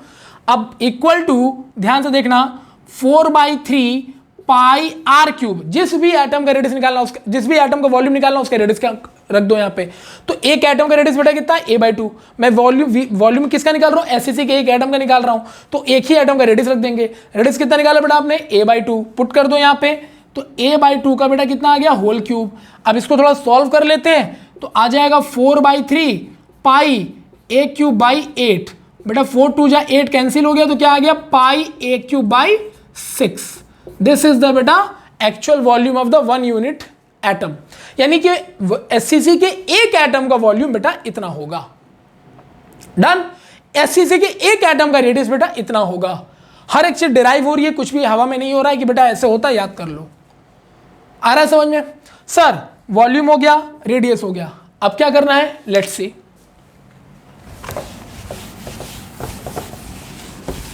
Now the question is, sir आपने बोला वॉल्यूम निकालेंगे, रेडियस निकालेंगे, दोनों आपने निकाल डाला। पैकिंग एफिशिएंसी सर कैसे निकलेगा? तो आओ चेक करते हैं। मैंने पैकिंग एफिशिएंसी को शॉर्ट फॉर्म में लिख दिया, चलेगा? ठीक है। पैकिंग एफिशिएंसी होता क्या है? तो पहले बेटा इसका हम फॉर्मूला बना लेते हैं।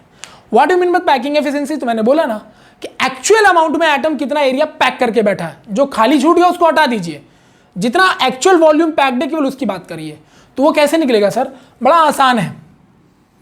टोटल वॉल्यूम बेटा यहां रख दो, ठीक है? टोटल वॉल्यूम जो भी यूनिट सेल उसका टोटल वॉल्यूम यहां रख दिया मैंने, मतलब उसका पूरा वॉल्यूम कवर हो गया। अब उसमें से मैं उन वॉल्यूम को हटा दूंगा, यानी उन वॉल्यूम को काउंट करूंगा जो एक्चुअली एटम पैक कर रहा है। तो वो कैसे पता चलेगा सर? बहुत आसान है। आप वॉल्यूम ऑफ वन एटम निकालो और इनटू जेड इफेक्टिव से मल्टीप्लाई कर दो। बेटा जेड इफेक्टिव क्या था? टोटल नंबर ऑफ एटम जो उस यूनिट सेल को बना रहा है। तो ये देखो पैकिंग एफिशिएंसी का फॉर्मूला हमारे पास आ गया। बहुत आसान है भाई। टोटल यूनिट सेल का वॉल्यूम मैंने नीचे ले लिया और उसमें से मैं केवल उन्हीं एटम का वॉल्यूम काउंट कर रहा हूं जो वहां पर एक्चुअली अवेलेबल है। तो उसमें से जितने भी एटम होंगे उसमें से एक एटम का वॉल्यूम निकाल लिया, क्योंकि सारे एटम तो एक जैसे हैं। तो एक एटम का भी अगर मैंने वॉल्यूम निकाल लिया और जितने एटम मिलेंगे उससे अगर मल्टीप्लाई मार दिया तो पूरा जितना भी एटम वॉल्यूम कवर कर रहा होगा वो बाहर आ जाएगा, और जो खाली रह गया होगा वो छूट जाएगा ऑटोमेटिकली, क्योंकि हमने उन्हीं एटम को लिया है जो वहां पर अवेलेबल है। तो आउट ऑफ टोटल में से मैंने वो एटम बाहर निकाल दिए जिनका मुझे वॉल्यूम एक्चुअल में पता करना था कि कितना एरिया पैक कर रहा है। यस सर, मजा आ गया। अब बेटा अगर यही परसेंटेज निकालना हो तो क्या करोगे बताओ? अगर यही तुम्हें परसेंटेज निकालना पड़े तो क्या करोगे? तो बेटा सर परसेंटेज निकालने में तो सर इंटू 100 करेंगे, और क्या करेंगे? अब इससे आसान कुछ हो नहीं सकता। तो चलो सर फॉर एससीसी, अब अगर एससीसी के लिए बेटा आपको परसेंटेज पैकिंग एफिशिएंसी निकालना है then you can do it. कैसे sir? Volume of one atom, तो किसका वन एटम का? एससीसी का। एससीसी निकाल रहे हो तो एससीसी का एक एटम का वॉल्यूम बताओ। एससीसी के एक एटम का वॉल्यूम कितना निकाला था बेटा? पाई AQ/6। अभी थोड़ी देर पहले निकाल के दिखाया। जेड फैक्टर बताओ एससीसी को बनाने में कितने एटम चाहिए होते? 1, याद है? Divided by total volume of cell. बताओ सेल का एक, या जो ये जो एससीसी यूनिट सेल बनाया तो उसका एज लेंथ कितना माना था बेटा? A माना था ना, तो टोटल वॉल्यूम कितना हो जाएगा? तो सर वो तो क्यूब है। अगर उसका एज लेंथ A है और वो क्यूब है तो क्यूब का वॉल्यूम तो सर A क्यूब होता है। तो बेटा A³ into 100। I hope it is clear to all of you. और अगर ये क्लियर है बेटा तो A³ से A³ को निपटा दो। निपट गया सर? तो बेटा पाई की वैल्यू सर 3.14 इंटू बेटा 100 डिवाइडेड बाई आ गया 6। कितना आ जाएगा बेटा? 314/6। कितना आ जाएगा बेटा? 52.4%। आ गया सर 52.4%। आप इसको राउंड फिगर 52 लेके चलो, कोई दिक्कत नहीं है। तो मुझे बताओ इतना वॉल्यूम वहां पर एक्चुअली पैक होगा, यानी जितने भी एससीसी के एटम है जब वो आपस में अटैच्ड होते हैं ना तो इतना वॉल्यूम एक्चुअली में पैक्ड होता है। ठीक, इतना वॉल्यूम पैक हो गया। तो मुझे ये बताइए सर परसेंटेज ऑफ वॉइड कितना होगा? ये बताइए सर परसेंटेज ऑफ वॉइड कितना होगा? वॉइड क्या होता है सर? अरे वॉइड मतलब जो खाली जगह छूट गई यार। आपने तो वो वॉल्यूम निकाल ही लेना जो पैक्ड था, तो जितना भी हिस्सा पैक्ड था वो आपने निकाल लिया, तो खाली कितना बचा? तो भैया ऐसा है, तुम 100% लेते हो ना, कुछ भी लेते हो, तो मान लो पूरा यूनिट सेल 100% था, 100% में से इतना परसेंट जो था वो पैक्ड था, 100% में जो इतना परसेंट था बेटा वो पैक्ड था। तो बताओ खाली यानी वॉइड कितना बचा? तो 100 में से जितना पैक्ड है बेटा उसको माइनस कर देंगे। अब राउंड फिगर हम ले लेते हैं, ठीक है ना, 52 का हम यहां पे राउंड फिगर लेके चलते हैं 52%। ठीक है बेटा, कोई दिक्कत नहीं है, 0.4 फ्रैक्शन है तो उसको हटा सकते हैं। तो 100 में से बेटा 52 माइनस हो गया, कितना आ गया सर? 48%।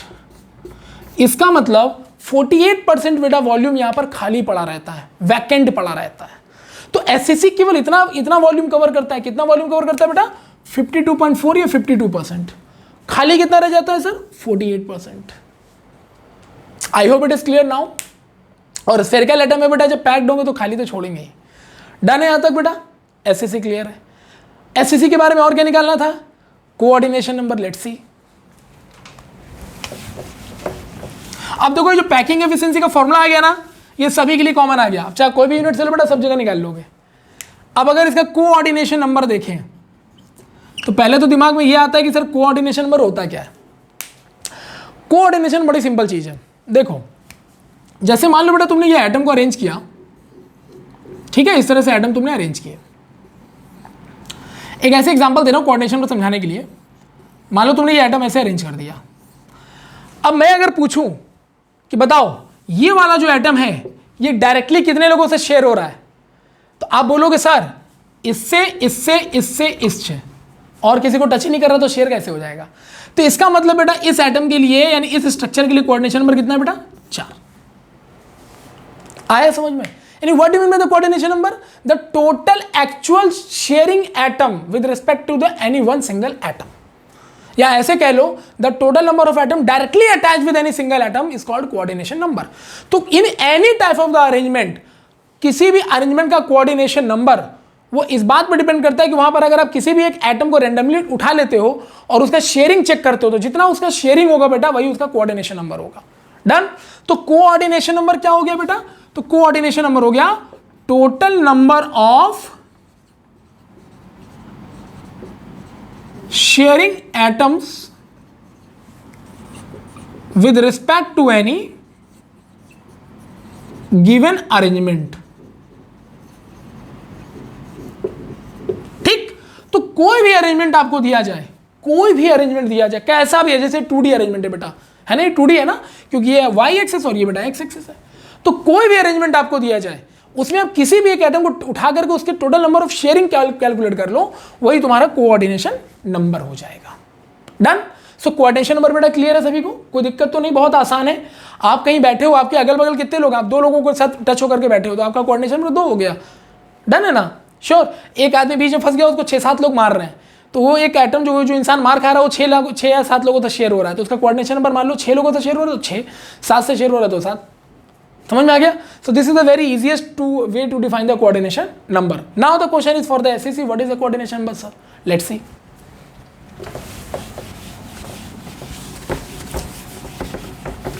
तो देखो एससीसी के लिए अगर आपको कोऑर्डिनेशन नंबर निकालना है तो आप एससीसी पहले बनाते हो, है ना। अब देखो थोड़ा विजुअलाइजेशन बेटा यहाँ पे चाहिए होगा आपका मेरे को, क्योंकि ये जो आप यूनिट सेल बना रहे हो ये पूरे क्यूबिकल क्रिस्टल का एक यूनिट सेल है। अभी थोड़ी देर पहले मैंने आपको क्यूबिकल क्रिस्टल बना के दिखाया तो उसमें 8 यूनिट सेल होकर के क्यूबिकल क्रिस्टल बनता है, उसमें से एक यूनिट सेल मैं निकाल के रखा हूं यहाँ देखो, है ना, और इसी पे कोऑर्डिनेशन में निकाल रहा हूं। तो ये कॉर्नर पर तो एटम होंगे ही होंगे क्योंकि एससीसी है। नाउ ये एक अरेंजमेंट है हमारे पास, अब इसका कोऑर्डिनेशन में निकालना है। तो चलो मान लो ये वाला एटम मैंने पकड़ लिया, अब इसका मैं कोऑर्डिनेशन निकाल रहा हूं। तुम कोई भी पकड़ लो, जरूरी नहीं कि यही पकड़ो जो मैं कह रहा हूं, कोई भी ले लो। तो बताओ ये एक्चुअल में कितने लोगों से अभी फिलहाल शेयर टच कर रहा होगा। तो ये तो छोटे छोटे बना के दिखाते हैं ना, जब बड़ा कर देते बेटा तो सब एक दूसरे को टच करते हैं ना। तो यानी कि सर इसका जो शेयरिंग होगा ना सर, इसके साथ तो है ही है, देखिए सही है, यानी इसके साथ तो शेयरिंग है। एक शेयरिंग ये सर, एक इसके साथ भी टच कर रहा होगा, दूसरा एक सर इसके साथ कर रहा होगा, तीसरा सर 3 तो डन है, 3 तो डन है। अच्छा सर अब ये बताओ, एक ये छोटा सा एक यूनिट सेल है ना पूरे क्यूब का, उसमें 8 यूनिट सेल होते थे, ये तो एक छोटा सा पार्ट है, ठीक है। तो ध्यान दीजिएगा, मैं पूरे अरेंजमेंट के लिए निकालूंगा ना, तो देखना इसके बगल में भी एक क्यूब होगा बेटा, था ना, ये 8 थे ना, तो टोटल इसके बगल में भी एक क्यूब होगा, डन है। और एक इसके आगे भी क्यूब था, तो बेटा एक इसके आगे का कोई होगा वो उससे शेयर कर रहा होगा, एक बेटा उसके ऊपर वाला होगा, एक उससे शेयर कर रहा होगा, एक इसके इधर की तरफ होगा बेटा, एक उससे शेयर कर रहा होगा। तो ये एक यूनिट सेल है, इसके ऊपर भी एक क्यूब होगा, इसके दाएं भी आगे भी एक क्यूब होगा, इसके दाएं तरफ भी एक क्यूब होगा बेटा।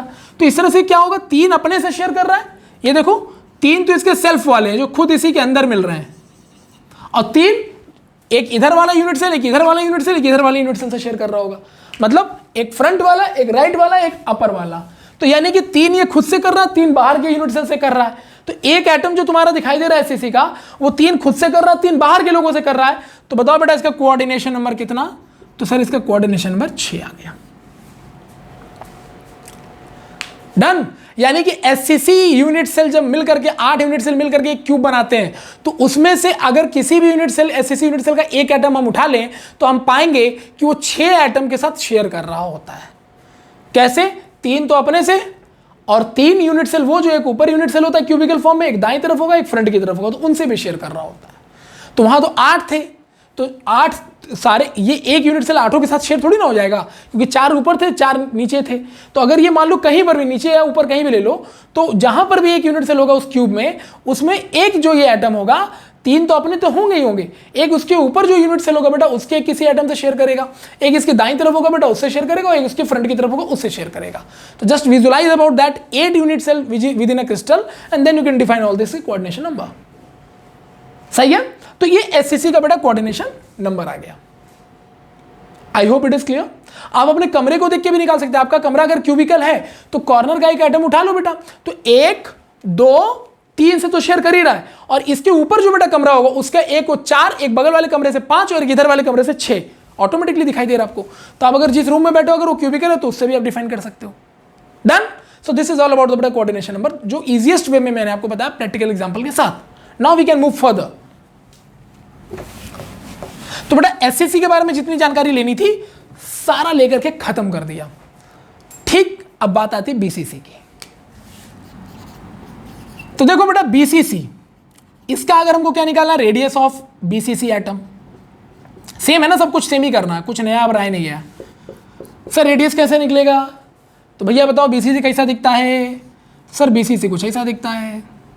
सर उससे पहले एससीसी होता है। भाई बिना एससीसी के दुनिया का कोई यूनिट सेल जस्टिफाई नहीं है, क्योंकि वो प्राइमरी यूनिट सेल है। सर ये एससीसी मैंने बना दिया। अब बताना बेटा, बीसीसी वाला नहीं, बॉडी सेंटर एटम का रेडियस निकालना है ना, तो सर ये बॉडी सेंटर पे तो ये वाला एटम होगा, है ना, बॉडी सेंटर पे तो ये वाला एटम होगा। अब आपको तो पता है ना कि ये किस चारों 8 के 8 एटम आपस में बड़े बड़े होते हैं, सब शेयर करते हैं, तो बीच में जो जगह बच जाती है उसी जगह पर ये वाला एटम सेट होता है। तो बताओ ये वाला एटम अगर बिल्कुल मिड में जाके सेट हो रहा है बेटा, तो इसका रेडियस छोटा आना चाहिए था। जो एससीसी के एटम है बेटा उससे रेडियस इनका छोटा है, क्योंकि बीच में सेट है ना, सारे एटम के बीच में जाके सेट है। तो बीच की जब सारे एटम, ये 8 एटम आपस में जब बड़े बड़े स्फीयर में टच होते हैं, जो 3D में मैंने बना के दिखाया था, तो जो बीच में स्पेस आएगा तो छोटा ही आएगा ना, तो वही वहाँ कोई छोटा एटम टच होना चाहिए बेटा, छोटा एटम सेट होना चाहिए। इसका मतलब जो बीसीसी वाला एटम इसका रेडियस छोटा आना चाहिए, किससे, एससीसी से। देखते हैं अगर प्रूफ अगर सही हो जाता तो बात खत्म हो जाएगी। ठीक, आओ। तो सर इस वाले बीसीसी वाले एटम का रेडियस निकालना है, यानी सर हमें इसका रेडियस निकालना है। सर इसका कैसे निकालें सर? अरे बड़ा आसान है यार, ये बताओ यहाँ तक पहुँचोगे कैसे? सर इसके हम वर्टिकली चलेंगे तभी, ये डायगनली चलेंगे सर तभी पहुँच पाएंगे। तो हम डायगनली चले बेटा, तो डायगनली चलेंगे तो अगर इसको हम जूम कर दे तो ये कुछ ऐसा होगा, ये कुछ ऐसा होगा बेटा, और ये कुछ ऐसा होगा। ये देखो हम डायगनल क्यों चले सर? तभी तुम बीसीसी एटम तक पहुंचेंगे, नहीं तो कैसे पहुंचेंगे? ठीक, अब आप मुझे बताओ, अगर बेटा ये एज लेंथ तो हम ए मानते ही है, सबका क्यूब है तो सबका एज लेंथ ए सब बराबर। ये अगर बेटा इसका रेडियस आर है, ठीक है, ध्यान देना, इसका भी आर, इसका भी बेटा आर, और इसका भी आर ले लिया। थोड़ी देर के लिए मान लिया कि एटम इनके रेडियस के बराबर ही है, मान के कर रहे हैं, क्योंकि जरूरी है, क्योंकि अगर ये छोटा एटम होगा ना, क्योंकि सेंटर पर है, छोटा होगा तो अपने आप अपनी वैल्यू निकाल के दे देगा। तो थोड़े समय के लिए मैं मान लेता हूं इनका रेडियस है, और आप देख सकते हो यार इनका रेडियस इसके डायमीटर के लगभग बराबर आ रहा है, तो ये छोटा तो है ही, खैर मैंने जानबूझ के ऐसा बनाया है। अब आप मुझे बताओ बेटा, ये पी और ये क्यू है, तो बेटा ये बताओ पी क्यू तुम्हारा क्या है? ये तुम्हारा पी क्यू क्या है? सर ये पी क्यू तुम्हारा बॉडी डायगोनल है, बॉडी डायगोनल। अब आप मुझे बताओ बेटा, आप लोग तो मैथ्स के स्टूडेंट हो, जो नीट वाले हैं बेटा वो भी जानते होंगे इतना तो, कि क्यूब का जो बॉडी डायगोनल होता है वो कितना होता है बेटा? तो एक क्यूब का जो बॉडी डायगोनल होता है सर वो √3a होता है। कितना होता है? √3a। अब चाहो तो पाइथागोरस थ्योरम से निकाल भी सकते हो, कोई बड़ी चीज नहीं है ये, क्योंकि देखो ना ये एक ट्रायंगल बन रहा है, ये ऐसा, ठीक है बेटा, और ये वाला जो पोर्शन है ना, ये वाला देखो, ये खाली यहां से इसको मिला दो, दिख रहा है आपको? और अगर आप इसको मिला देते हो तो देखो ये एज लेंथ कितना बेटा? ये तो a है सर, ये कितना आ जाएगा? तो सर ये फेस डायगोनल आ गया, तो बेटा ये कितना आ जाएगा? √2a। अब लगा दो पाइथागोरस, आ जाएगा तुम्हारा √3a। डन। तो खैर इतना डिटेल में जाना नहीं, क्योंकि आपको पता है कि बेटा बॉडी डायगोनल √3a होता है। सो मुझे ये बताओ, इसलिए इस डायग्राम से देखो, अगर ये पी क्यू तुम्हारा बॉडी डायगोनल है तो ये पी क्यू तुम्हारा किसके बराबर है? Are are are are, 4r के बराबर है कि नहीं? देखो तो है, पी क्यू तुम्हारा r plus r plus r plus r 4r के बराबर हो गया। और पी क्यू है तुम्हारा क्या बेटा? Body diagonal. तो बॉडी डायगोनल कितना होता है बेटा? √3a। तो √3a बराबर कितना आ गया बेटा? 4r। सही है। तो फाइनली बताओ बेटा रेडियस कितना आ गया? तो रेडियस आ गया √3a/4। ये लीजिए सर, निकाल लिया। यानी बीसीसी के एक एटम का रेडियस √3a/4 है।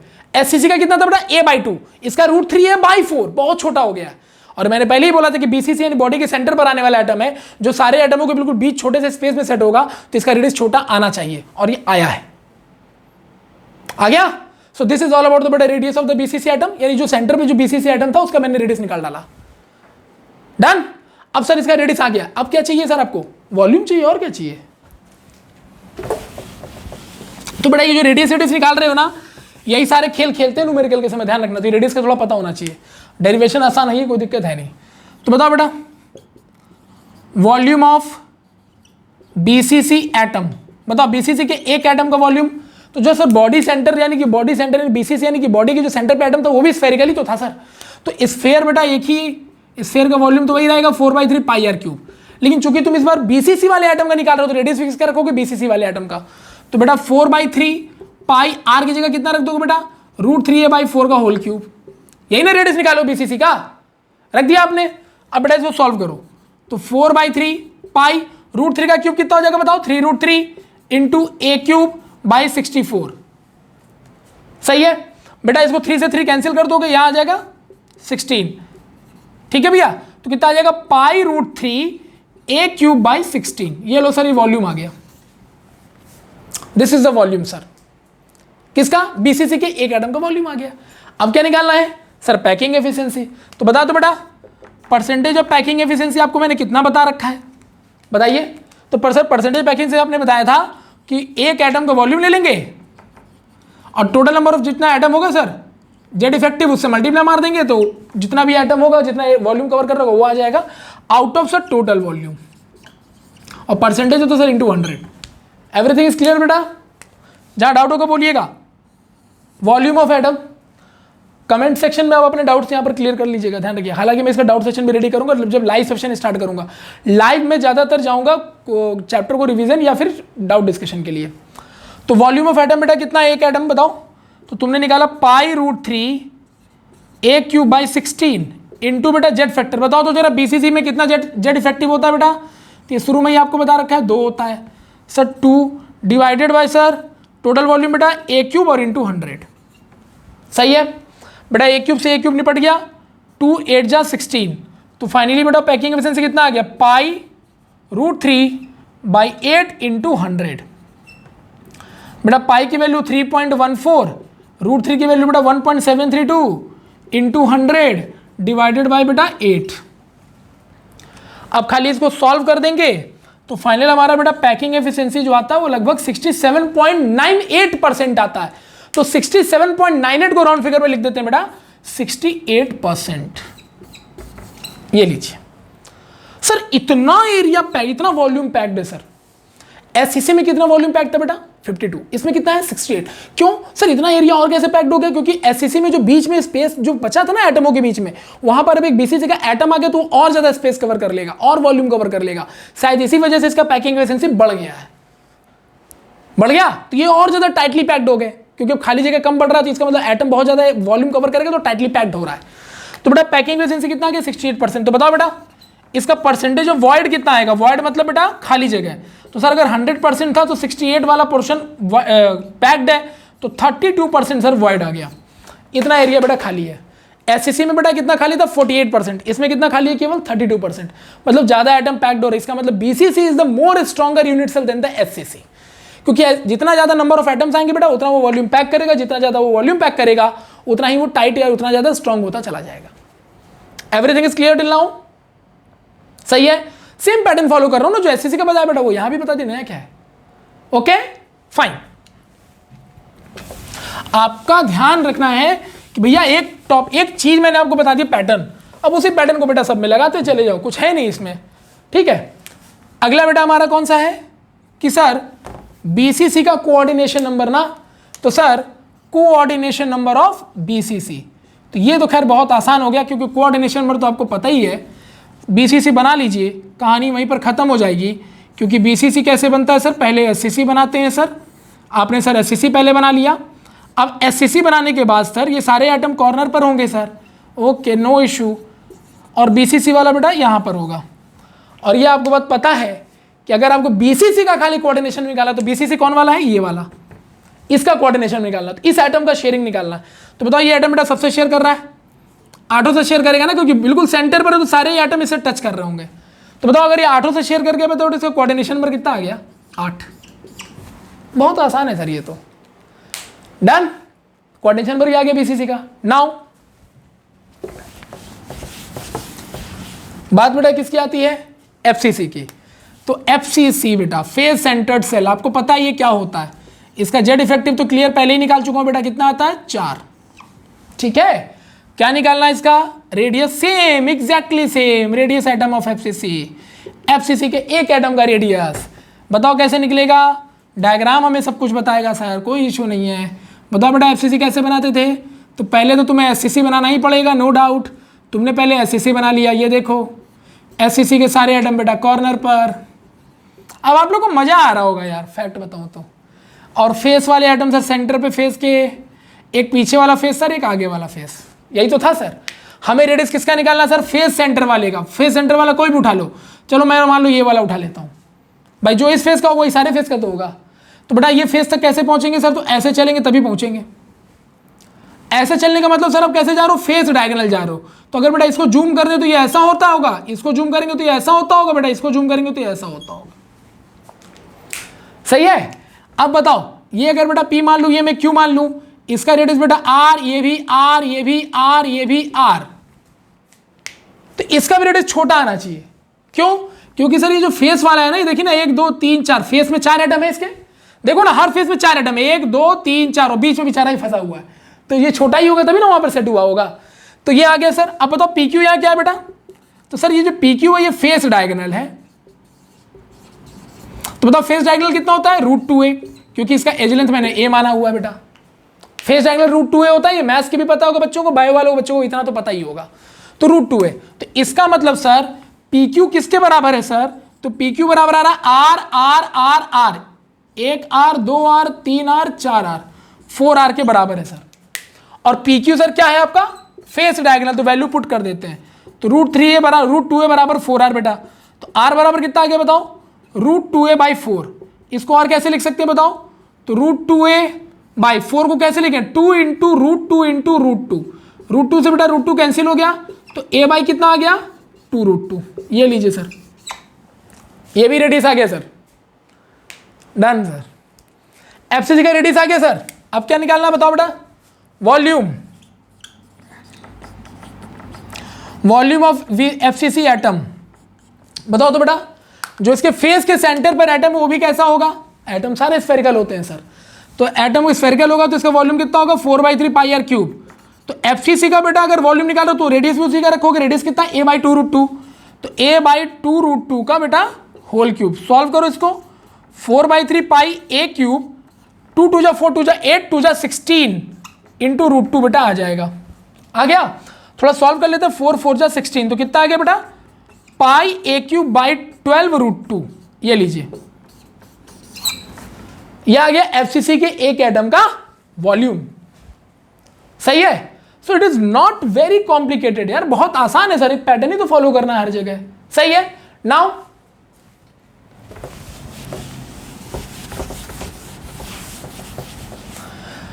देखो वॉल्यूम आ गया, एफसीसी का वॉल्यूम आ गया सर। अब क्या निकालना था सर? बताओ बेटा क्या निकालना है आपको? Packing efficiency. पैकिंग एफिशिएंसी बेटा क्या था? परसेंटेज ऑफ पैकिंग एफिशिएंसी बताओ कितना था? तो volume of one atom into Z effective, जितने भी वहां नंबर ऑफ एटम है, अपॉन टोटल वॉल्यूम। सही है। और इंटू बेटा 100। वैल्यू पुट करो। बताओ एफसीसी के एक एटम का वॉल्यूम कितना निकाले हो सर? πa³/2√2 निकाल, सॉरी 12√2 निकाले हैं sir, into number of atom बेटा बताओ एफसीसी में 4, upon total volume sir cube है तो a³ इंटू 100। a³ निपट गया सर, 4 3 12 हो गया सर। कितना आ गया सर? π/100 डिवाइडेड बाय बेटा कितना? 3√2। सॉल्व कर लेंगे बेटा, 74% आता है। डन। तो सर 74% तो इसका एरिया पैक्ड आ गया सर। और पैक हो गया? अरे क्यों नहीं होगा यार, एफसीसी में तो फेस में और एटम बढ़ रहे हैं ना। अरे एससीसी में तो एटम थे नहीं, तो पैकिंग 52 था। बीसीसी का एक एटम आने की वजह से 68 हो गया पैकिंग। अब तो फेस में भी एटम आ गया बेटा, तो पैकिंग तो और ज्यादा बढ़ना ही था, बढ़ गया। मतलब सर ये और टाइटली पैक्ड है। तो सर बताओ परसेंटेज ऑफ खाली जगह यानी वॉइड कितना होगा?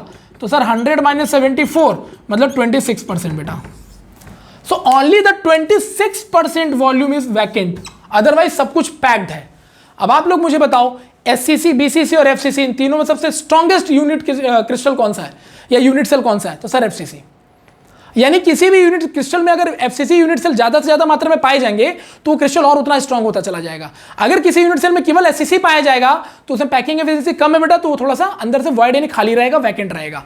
ठीक है, तो इससे अंदाजा लग जाता है कि कौन सा क्रिस्टल हमारा कितना स्ट्रांग हो सकता है। ये डिपेंड करता है कि वहां पर किस तरह का यूनिट सेल हमारे पास है और उस यूनिट सेल का क्या पैकिंग एफिशिएंसी अवेलेबल है। Done. So this is all about the बेटा यूनिट सेल, उसकी पैकिंग एफिशिएंसी, उसका रेडियस, उसका वॉल्यूम, उसका सब कुछ निकाल के खत्म कर दिया। अब रही बात बेटा इसके कोऑर्डिनेशन नंबर की, तो इसका कोऑर्डिनेशन नंबर कितना होगा? लेट्स सी एफसीसी का कोऑर्डिनेशन नंबर कितना होगा। तो ये भी बड़ा आसान है, अगर आप सोच के देखो, आप जिस कमरे में बैठे हो बेटा उस दीवार को देखो, वो दीवार एक फेस है, उस दीवार के फेस पर एक एटम को सेट करो। मान लो तुमने एक एटम सेट किया, इमेजिन करो, ठीक है, सेट कर दिया।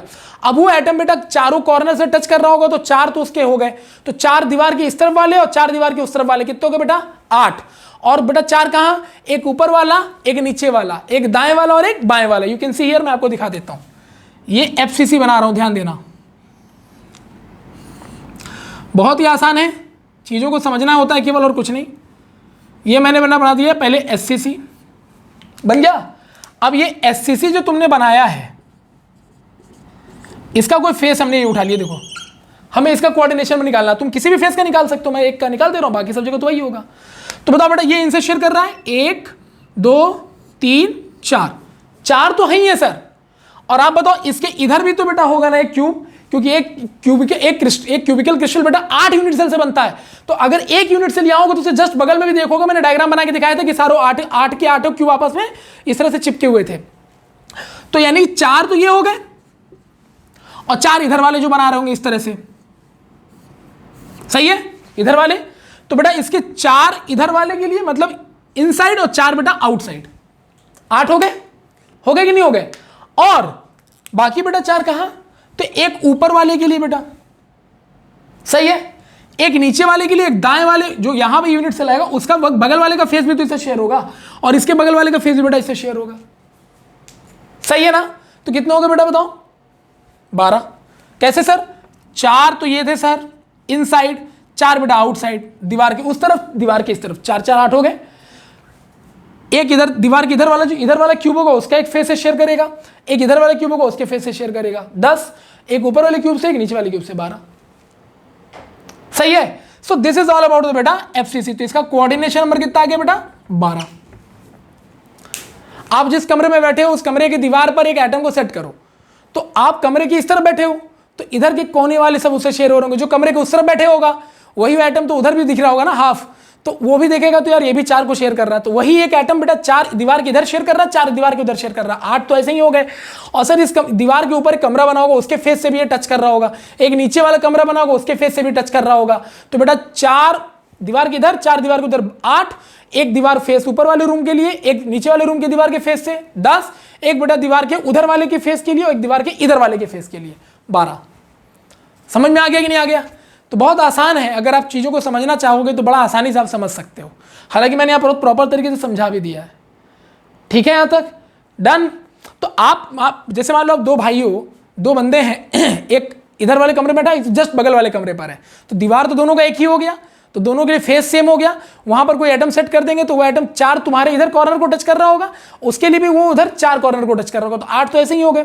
फिर तुम्हारे ऊपर जो कमरा बना होगा उसके फेस से, नीचे जो कमरा बना होगा उसके फेस से, उधर एक कमरा और बना होगा उसके फेस से, सब बिल्कुल पैरेलल होते हैं इधर वाले कमरे के फेस से, हो गए बेटा 12। तो यही तो बता रहा हूं कि ये फेस का जो एटम है अपने तो ये 4 से ही है, तो ये जो एटम होगा बेटा एक दीवार के इधर भी आधा और दीवार के उधर भी आधा, तो 4 दीवार के इधर, 4 दीवार के उधर 8, बेटा एक ऊपर वाले कमरे के लिए फेस से 9, एक नीचे वाले कमरे के फेस से 10, एक दाएं वाले कमरे के फेस से 11, एक बाएं वाले कमरे के फेस से 12। तो इस तरह से बेटा कोऑर्डिनेशन नंबर एफसीसी का कितना होता है? 12। 12 coordination number for FCC. SCC का 6, बीसीसी का 8। So now everything is finished now. तो अब बेटा आप कोई भी यूनिट सेल उठा लीजिए, कैसा भी यूनिट सेल उठा लीजिए, आपको उस यूनिट सेल के बारे में लगभग सारी जानकारी है। कि उसके जो यूनिट सेल्स जो होते हैं एसएससी बीसीसी एफसीसी, उसके एटम का रेडियस क्या होता है, वॉल्यूम क्या होता है, सब कुछ पता, कुछ बचा ही नहीं यार आपके लिए। ठीक है, तो ये था बेटा हमारा आधार लेक्चर नंबर 3, जहां पर आपने यूनिट सेल को डिस्कस किया। अब अगले आधार लेक्चर 4 में हम चलेंगे और आगे जाकर के इसके न्यूमेरिकल को इंप्लीमेंट करेंगे और वॉइड्स के बारे में पढ़ेंगे, क्योंकि आपने देखा सारे यूनिट सेल में वॉइड्स बन रहे हैं। तो सर वॉइड्स कैसे होते हैं, सर इनका शेप कैसा होता है? क्योंकि अगर आपको क्रिस्टल को समझना है तो खाली पैकिंग से काम नहीं चलेगा, जो वॉइड्स बच रहे हैं उनको भी समझना है। अगर हम वॉइड्स समझ गए ना तो उन वॉइड्स में हम कुछ अच्छी चीज़ों को भर करके क्रिस्टल को और मजबूत बना सकते हैं, और ये हमारे आर्टिफिशियल क्रिस्टल्स होंगे जिससे दुनिया आज घिरी हुई है। ठीक है, तो नेचर ने हमें क्रिस्टल दिया, हमने उसे पढ़ लिया, फिर उसमें कमियां देखी, वॉइड देखा, फिर उस वॉइड में हम कुछ अपनी जगह से भरते हैं और क्रिस्टल को और मजबूत बनाने की कोशिश करते हैं। यही है बेटा science, this is the development of the science. So for the today lecture Aadhaar lecture 3 हमने यूनिट सेल डिस्कस किया बेटा। अब अगले लेक्चर में हम इनसे रिलेटेड न्यूमेरिकल और वॉइड्स को डिस्कस करेंगे। तो आई होप कि आपको आज की क्लास बहुत अच्छी लगी होगी, और डेफिनेटली पूरा वीडियो देखा करें, क्योंकि ये आपके रिलेटेड, आपकी पढ़ाई से रिलेटेड है और कुछ नहीं है। ठीक है बेटा, so be ready for all this things, और कोशिश करिएगा कि बेटा अपने मेंबर्स को बढ़ाते रहिए। और आप लोगों का रिस्पांस काफ़ी अच्छा है, बस आप लोगों से एक ही रिक्वेस्ट है कि चैनल के साथ हमेशा जुड़े रहिएगा, क्योंकि आपको लगातार लेक्चर मिलता रहेगा। जैसे अभी फिजिकल चल रहा है बेटा, फिर ऑर्गेनिक है, इनऑर्गेनिक बहुत यूज है, तो अभी हम लोग को बहुत लंबा डिस्टेंस ट्रेवल करना है और आपका साथ हमें जरूर चाहिए होगा। मिलते हैं नेक्स्ट क्लास में बेटा, तब तक के लिए थैंक यू और अपना ध्यान जरूर रखिएगा।